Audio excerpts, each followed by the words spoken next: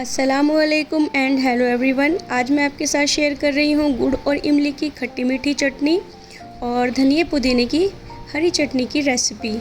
इमली और गुड़ की खट्टी मीठी चटनी चाट, दही बड़े और पकोड़ों के साथ बहुत ही अच्छी लगती है।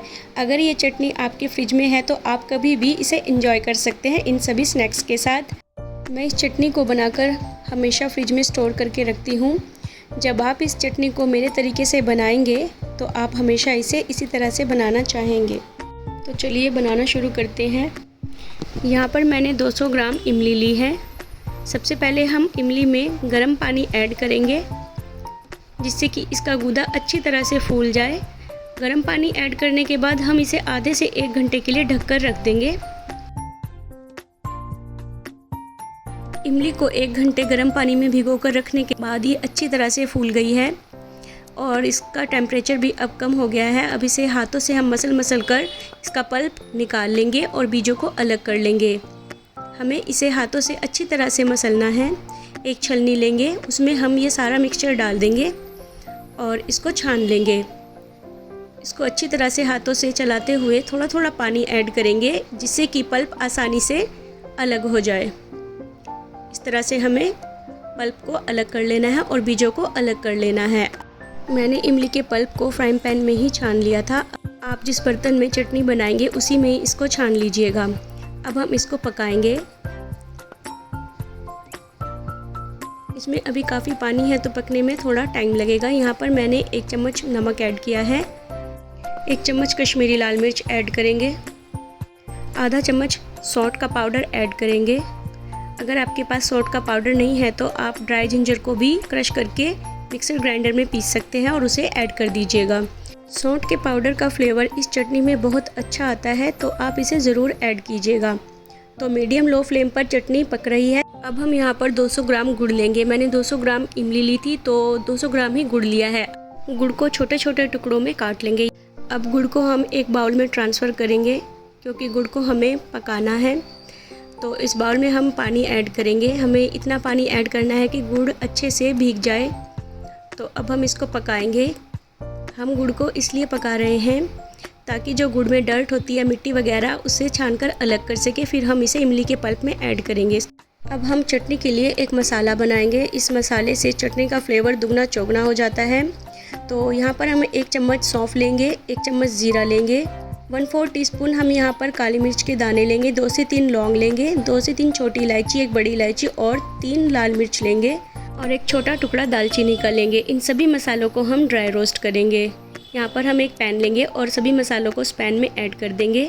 बिल्कुल लो फ्लेम पर हम इन्हें ड्राई रोस्ट करेंगे। यहाँ पर अभी हम 1 चम्मच धनिया ऐड करेंगे। मैंने पहले ऐड नहीं किया था तो इसको भी हम इनके साथ ड्राई रोस्ट कर लेंगे। इन सभी मसालों को ड्राई रोस्ट करने के बाद इनको हल्का सा ठंडा करेंगे और इनको हम एक पाउडर बना लेंगे।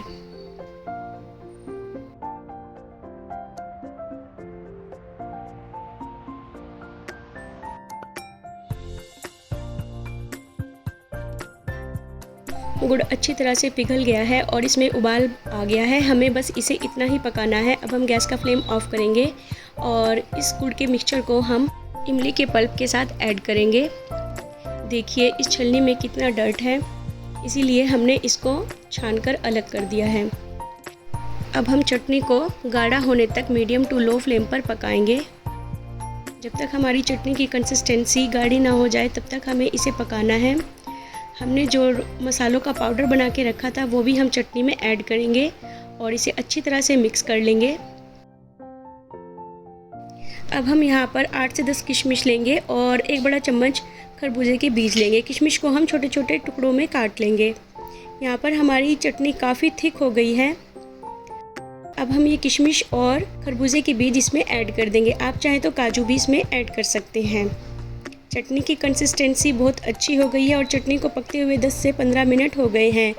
चटनी को हमें ज़्यादा नहीं पकाना है क्योंकि ठंडी होने के बाद बहुत ज़्यादा थिक हो जाती है। देखिए चटनी ठंडी होने के बाद कितनी थिक हो गई है और बहुत ही रवेदार हमारी चटनी बनकर तैयार हुई है। ये चटनी इतनी डिलीशियस है कि आप जब इस चटनी को किसी स्नैक के साथ खाएंगे तो उससे ज़्यादा आप इस चटनी को खाना पसंद करेंगे। अब हम ग्रीन चटनी बनाएंगे। यहाँ पर मैंने एक मुट्ठी धनिया लिया है और उसका आधा पुदीना लिया है। हमें पुदीना ज़्यादा नहीं लेना है और पुदीने के डंठल भी नहीं लेने हैं। पुदीने के डंठल से एक कड़वा फ्लेवर चटनी में आ जाता है। धनिया के हम थोड़े बारीक डंठल ले सकते हैं लेकिन पुदीने के नहीं। तो यहाँ पर हम आधा नींबू लेंगे, एक छोटा टुकड़ा अदरक का लेंगे, 2 हरी मिर्च लेंगे और 3-4 लहसुन की कलियाँ लेंगे।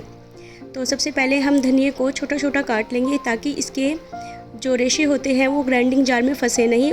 बाकी सभी इंग्रेडिएंट को भी हम ग्राइंडिंग जार में ऐड कर देंगे। साथ ही हम यहाँ पर आधा छोटा चम्मच नमक लेंगे और 1/4 टीस्पून भुना पिसा ज़ीरा लेंगे और आधा नींबू हम इसमें स्क्वीज़ कर देंगे। इसके बाद हम यहाँ पर आइस क्यूब्स लेंगे और उनको भी हम छोटा छोटा तोड़ लेंगे। बड़े आइस क्यूब डालने से ग्राइंडिंग जार ख़राब हो सकता है, इसलिए हम आइस क्यूब को तोड़ लेंगे। 2 से 3 आइस क्यूब हम डाल देंगे।